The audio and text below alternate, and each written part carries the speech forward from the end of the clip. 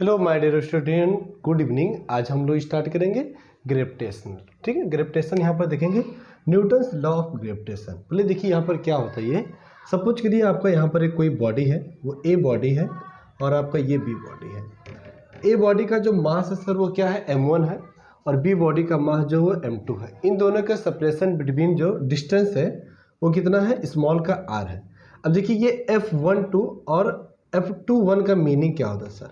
और फोर्स यहाँ पर एक वेक्टर क्वांटिटी होता है, फोर्स जो होता है एक वेक्टर क्वांटिटी। F12 का मीनिंग क्या, जो ए वाला बॉडी, ये 1 वाला बॉडी वो 2 पर फोर्स लगा रहा है, और जो 2 वाला बॉडी है वो 1 पे फोर्स लगा रहा है। ठीक है, तो क्या होता है यहाँ पर जो फोर्स होता है product of F force directly proportional product of mass means m1 और m2। ये आपका इक्वेशन नंबर फर्स्ट हो जाएगा। ठीक है, और जो फोर्स होता है inversely proportional square of distance R square, मतलब वो डिस्टेंस के जो मास के m1 m2 के उसके क्या हो जाएगा, इनवर्सली प्रोपोर्शनल हो जाएगा। ये इक्वेशन नंबर हमारा सेकेंड हो गया। From equation first and second से, from equation first and second, ठीक है, तो F inverse directly proportional m1 और m2 और अपॉन में r स्क्वायर, ये हो जाएगा। क्लियर है, ये मैंने लिखा f1। अब यहाँ पर देखिए जब डायरेक्टली प्रोपोर्शनल हटाएंगे तो मैंने कोई कांस्टेंट लगा दिया कैपिटल का g, m1 m2 और अपॉन में r स्क्वायर। होयर कैपिटल जी यहाँ पर क्या है, ग्रेविटेशनल कांस्टेंट है। कैपिटल जी क्या यहाँ पर सर, ग्रेविटेशनल कांस्टेंट है। देखिए अगर मैंने यहाँ से बोला कि कैपिटल जी है ना, कैपिटल जी का आप सर यूनिट एंड डायमेंशन बताइए, यूनिट एंड डायमेंशन बताइए क्या आएगा। ठीक, और काफ़ी बार ये पूछा भी गया एग्जाम में। ठीक है, तो be know that capital G को मैं यहाँ पर ब्रेक कर दूँ, क्रॉस मल्टीप्लाई कराऊंगा इसका, तो कैपिटल का जी इज इक्वल टू, देखिए क्रॉस मल्टीप्लाई किया तो एफ इंटू आर स्क्वायर, तो एफ आर स्क्वायर और अपॉन में m1 और m2 इस तरह से हो जाएगा। ठीक है, तो ये मैं लिख लूँगा capital G is equal to F R square upon में m2 m1 और m2। इसका मैं यूनिट निकालूंगा। फोर्स का यूनिट क्या होता है, न्यूटन होता है। डिस्टेंस का यूनिट मीटर स्क्वायर हो जाएगा। मास का होता है किलोग्राम, तो किलोग्राम इंटू किलोग्राम, किलोग्राम का स्क्वायर हो जाएगा। ठीक है, तो अगर किसी ने पूछा आपसे कि ग्रेविटेशनल कांस्टेंट को आप किससे डिनोट करोगे, तो आप बोलोगे कैपिटल जी से। और कैपिटल जी का यूनिट क्या आएगा, तो इसका यूनिट जो आएगा सर वो क्या आएगा, न्यूटन मीटर स्क्वायर अपॉन में किलोग्राम स्क्वायर हो जाएगा। ठीक है, अच्छा उन्होंने पूछा सर आप डायमेंशन इसका बताइए। तो जब इसके डायमेंशन की बात करूंगा तो फोर्स का जो डायमेंशन होता है वो क्या होता है, ml टी के पावर में माइनस का 2 हो जाएगा। ठीक है, और मीटर स्क्वायर लिखूंगा तो यहाँ पर l स्क्वायर हो जाएगा हमारा। ठीक है, अब किलोग्राम का स्क्वायर तो m के पावर में यहाँ पर 2 हो जाएगा। अब देखिए m के पावर में यहाँ 2, जब इसको डिनोमिनेटर से न्यूमरेटर में शिफ्ट करूंगा तो अगर पॉजिटिव वैल्यू तो वो नेगेटिव हो जाएगा, तो -2 से प्लस का 1 जाएगा, तो m के पावर में क्या आएगा, माइनस का 1 आएगा। और 2 + 1 इसको सॉल्व करूंगा तो l के पावर में 3 हो जाएगा। देखिए 2 + 1 तो ये 3 हो जाएगा, और t के पावर में माइनस का 2। तो हमारा जो है ये कैपिटल जी का ये डायमेंशन आ जाएगा। कैपिटल जी का डायमेंशन क्या आएगा सर, m के पावर में -1 l³ और t के पावर में -2 हो जाएगा। अब अगर आपसे किसी ने पूछा कि कैपिटल जी का वैल्यू क्या होता है, ठीक है, तो कैपिटल जी का वैल्यू हो जाएगा 6.67 इंटू 10 के पावर में -11। अब इसके यूनिट लिखेंगे यहाँ न्यूटन मीटर स्क्वायर और अपॉन में किलोग्राम स्क्वायर। देखिए ये जो क्वेश्चन है ये सीईटी के लिए इंपॉर्टेंट है, ये भी क्वेश्चन आपका सीईटी के लिए इंपॉर्टेंट है। ये नीट में कई बार पूछा गया आपसे, ये नीट में कई बार क्वेश्चन पूछा गया, और हर साल अगर इस टाइप से देखा जाए तो जैसे भी इस साल भी नीट में पूछा गया था कि एनर्जी अपॉन में कैपिटल जी का डायमेंशन बताइए। तो अगर आपको डायमेंशन डायरेक्टली याद है तो बहुत ही कम टाइम में क्वेश्चन को कवर कर सकते हो, तो इसको अच्छे से नोट कर लीजिए। थोड़ा सा थ्योरी पार्ट अभी हम लोग कवर करेंगे, उसके बाद मैं आपको जेईई मेंस और नीट के क्वेश्चन इसको सॉल्व कराऊंगा। ठीक है, इसको अच्छे से आप लोग स्क्रीनशॉट ले लीजिए। चलिए अब हम लोग ग्रेविटेशनल कांस्टेंट जो था कैपिटल जी, वो फार्मूला क्या होता था, F is equal to capital का जी m1 m2 अपॉन में r स्क्वायर था। वेक्टर के फॉर्म में कैसे लिखेंगे, तो थोड़ा सा आप यहाँ पर ध्यान दोगे। यहाँ पर क्या लिखा, f वेक्टर 1 2 और f वेक्टर 2 1। ठीक है, तो अगर इसको मैंने वेक्टर के फॉर्म में लिखा तो मैंने लिखा अगर f वेक्टर 1 2, मतलब जो 1 वाला है वो 2 पे फोर्स लगा रहा है, f वेक्टर 1 2। तो यहाँ पर नेगेटिव, यहाँ पर मैं क्या लिखूंगा, f वेक्टर 1 2 माइनस का कैपिटल का जी m1 और m2 और अपॉन में क्या लिखूंगा यहाँ पर सर आर स्क्वायर और आर कैप। अगर ये 1 2 है तो आपका ये 2 1 हो जाएगा, ठीक है। अगर ये आपका 1 2 है तो आपका ये आर कैप 2 1 हो जाएगा, क्लियर है। या इसको बी नो दैट आपको पढ़ाया गया कि R cap is equal to R vector upon में मॉड आर होता है। R cap is unit vector, ठीक है। तो F vector 1 2 is equal to minus का, अगर आपको ऑप्शन में ये नहीं गिवन है तो क्या क्या होगा इसका आंसर, तो कैपिटल का जी और m1 m2 अपॉन में आर क्यूब और आर वेक्टर 2 1। ये कैसे आया, क्योंकि सर आर कैप के प्लेस पे मैंने क्या लिखा आर वेक्टर अपॉन में मॉड आर, तो ये मॉड आर और ये आर मिलकर आर क्यूब हो जाएगा। तो वेक्टर के फॉर्म में हम लोग ऐसे लिख सकते हैं। ये काफ़ी बार पूछा जाता है, जेईई मेंस में भी पूछा गया है और ऐसा आपसे नीट में भी क्वेश्चन सीईटी में भी पूछा जाएगा, तो ये इंपॉर्टेंट है, ठीक है। तो इस तरह से हम लोग इसको लिख सकते हैं, ठीक है। सबको समझ में आया कि नहीं आया। अगर ये 1 2 है तो मैंने ऐसा लिखा, अगर इन केस फोर्स यहाँ पर एफ वेक्टर 2 1 हो जाए तो क्या लिखेंगे, तो देखिए अगर लिखा मैंने एफ वेक्टर 2 1 हो जाए तो सेम उसी तरह से लिखेंगे जैसे मैंने लिखा। मैं लिखूंगा माइनस का कैपिटल का जी और m1 और m2 और अपॉन में आर स्क्वायर। थोड़ा सा ध्यान दोगे सर, यहाँ पर जब 1 2 था तो ये मैंने क्या लिखा था आर कैप 2 1, तो यहाँ पर 2 1 है तो ये क्या बन जाएगा 1 2, है ना। तो क्या लिखूंगा आर कैप 1 2।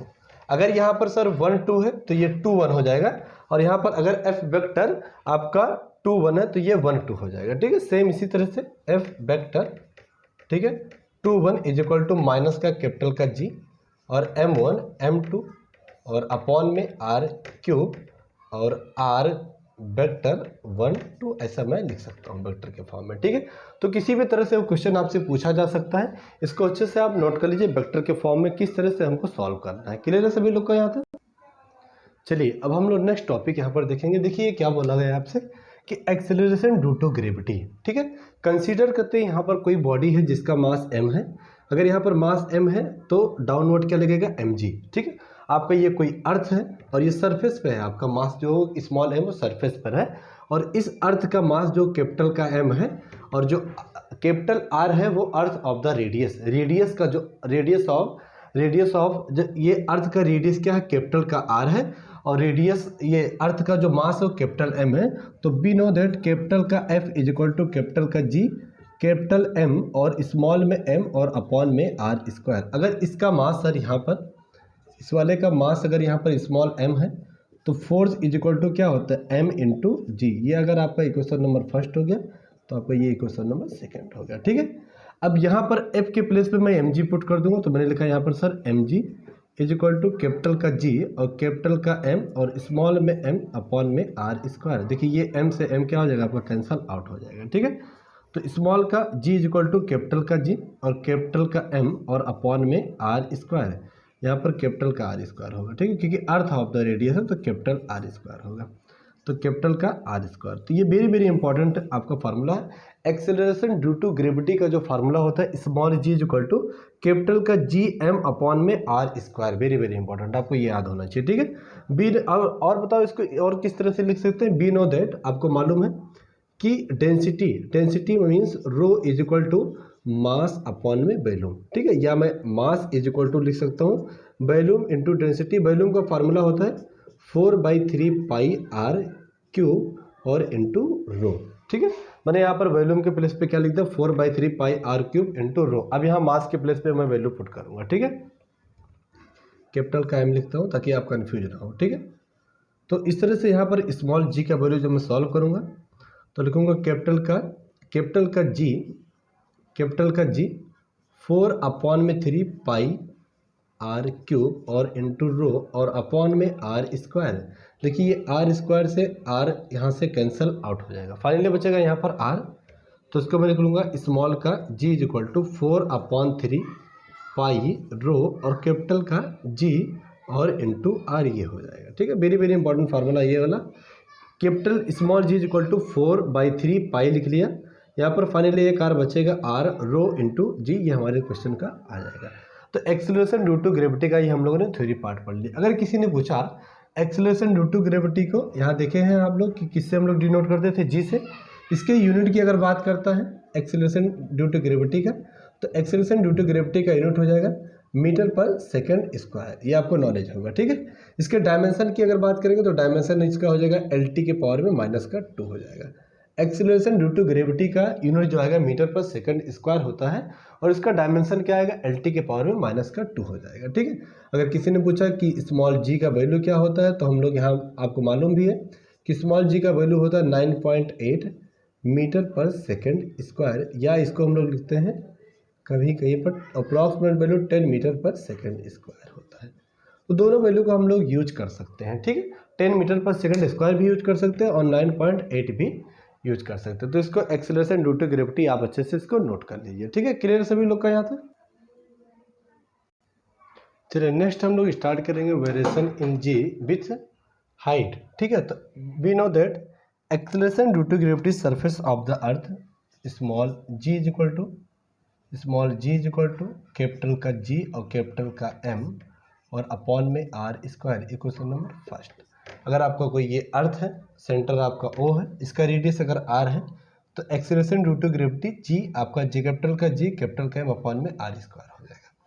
फिर इन्होंने क्या बोला यहाँ पर कि सेंटर O से अगर G डैश अगर आपको ढूंढना है और हाइट क्या है H है, इसका रेडियस क्या है स्मॉल का R है, ठीक है। तो देखिए ये पूरा हाइट यहाँ से लेकर सेंटर से ये G डैश तक R प्लस का H हो जाएगा। तो यहाँ पर मैं G डैश की वैल्यू लिखूंगा कि G dash is equal to capital का G कैपिटल का M और अपॉन में R प्लस H का होल स्क्वायर, और ये आपका इक्वेशन नंबर सेकेंड हो जाएगा। ये जब क्या बोलेगा variation in G with height H अगर हो जाए तो ये आपका सेकेंड इक्वेशन बन जाएगा, ठीक है।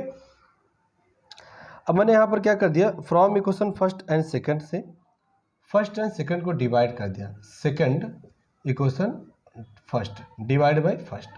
तो मैंने यहाँ पर क्या लिखा सर कि G डैश अपॉन में G is equal to capital का G और कैपिटल का M अपॉन में R प्लस H का होल स्क्वायर। यहाँ पर क्या लिखूंगा सर, कैपिटल का G और कैपिटल का M अपॉन में R स्क्वायर। कैपिटल का G और M कैंसल आउट हो जाएगा। फाइनली आपका ये R स्क्वायर ऊपर शिफ्ट हो जाएगा, तो इसको ऐसा लिखता हूँ R और R प्लस H का होल स्क्वायर, ठीक है। या इसको मैं लिख लूँगा कि G dash is equal to G R upon में R प्लस H का होल स्क्वायर, ठीक है। We know that R plus H centre से इसका हाइट कितना था, ये we know that small r is equal to capital का R प्लस H हो जाएगा। Small r is equal to capital का R प्लस H हो जाएगा। तो यहाँ पर मैं क्या लिख लूँगा, G dash is equal to G, ठीक है। और R प्लस H के प्लेस पे स्मॉल r लिख लूँगा यहाँ पर, ठीक है। तो ये हो जाएगा R स्क्वायर और अपॉन में स्मॉल r का स्क्वायर, या मैं इसको ऐसा लिख सकता हूँ, है ना, कि G dash inversely proportional 1 upon R square. G dash inversely proportional 1 upon R square. तो जब ये G dash inversely proportional 1 upon R square हो जाएगा तो यहाँ पर G का वैल्यू, G क्या करेगा यहाँ पर डिक्रीज करेगा, है ना। G का वैल्यू क्या करेगा आपका डिक्रीज करेगा, ठीक है। तो ऐसा मैं लिख लूँगा G का वैल्यू क्या कर रहा है यहाँ पर डिक्रीज कर रहा है। तो ये आपका फार्मूला बनेगा, ठीक है। अच्छा वेरी वेरी इंपॉर्टेंट आपका फार्मूला जो है वो यहाँ पर है, देखिए G dash is equal to, ये आपको याद रखना है, G dash is equal to something मैंने लिखा यहाँ पर कि R और R प्लस H का होल स्क्वायर, ठीक है, is equal to G 1 plus का H अपॉन में R और होल पावर में माइनस का 2 है यहाँ पर, या is equal to G 1 minus का 2H अपॉन में R। ये आपको G का वैल्यू याद होना चाहिए, फार्मूला वेरी वेरी इंपॉर्टेंट है। G dash is equal to R plus H का whole square. G dash is equal to R plus, यहाँ पर स्मॉल g भी रहेगा क्योंकि आप G डैश का वैल्यू फाइंड कर रहे हो, तो यहाँ पर स्मॉल g भी रहेगा, ठीक है। स्मॉल g कैपिटल का R प्लस H का whole square, G 1 plus H upon R का माइनस पावर में -2, या G dash is equal to G 1 minus का 2H अपॉन में R। ये वेरी वेरी इंपॉर्टेंट फार्मूले आपके कंसेप्ट थे, ठीक है। अभी मैं इस पर क्वेश्चन सॉल्व कराऊंगा आपको नीट और जेई के, ठीक है। तो आज हम लोग इतना ही सीखेंगे, इससे आगे हम लोग नेक्स्ट वीडियो में सीखेंगे। अभी आज हमने थ्योरी पार्ट कुछ कवर किया है variation of in G with height का। इसके बाद अब हम लोग सीखेंगे variation in G with depth वाले। तो डेप्थ वाले भी क्वेश्चन फार्मूले में आपको प्रूव करवा दूंगा। उसके बाद जितना हम लोगों ने फार्मूला अभी तक किया है यहाँ पर डेरिवेशन वगैरह जो भी सॉल्व वगैरह किया है जिसके बारे में हम लोग जेई मेंस और नीट के और IIT JEE एडवांस के क्वेश्चन सॉल्व करेंगे। ठीक है, अगर हमारा वीडियो आपको अच्छा लगा तो हमारे वीडियो को लाइक करिए, शेयर करिए, कमेंट करिए। अगर हमारे चैनल पर आप अभी नए हो तो हमारे चैनल को जरूर सब्सक्राइब करिए। Thank you for watching.